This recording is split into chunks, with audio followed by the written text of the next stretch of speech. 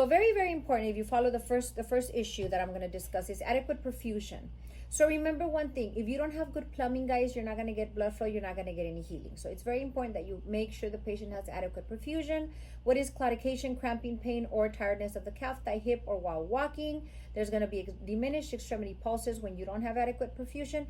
And then you're going to have some tissue loss. At that point, you're going to have a wound that potentially is not going to heal. Very, very important. Wounds that are not healing in extremities are probably not adequately perfused.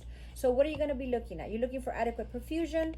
If you can read in the first bullet point, occlusive atherosclerotic lesions developing in the extremities or peripheral arterial disease is evidence of a systematic atherosclerotic process. Very, very important that these patients get referred to cardiology, so keep that in the back of your mind. The prevalence of PAD is 30% in patients who are 50 years or older, who have diabetes, mellitus, or a history of tobacco use. So in those patients that are diabetic or that smoke, you're going to keep an eye out a little bit closer, okay? What is the epidemiology and impact? Framingham's heart study suggested that 20% of symptomatic patients with PAD also had diabetes. So very important. Somebody with a non-healing wound that you suspect peripheral arterial disease, maybe they're going to be diabetic. So make sure you let the doctor know, and they need to work them up for diabetes.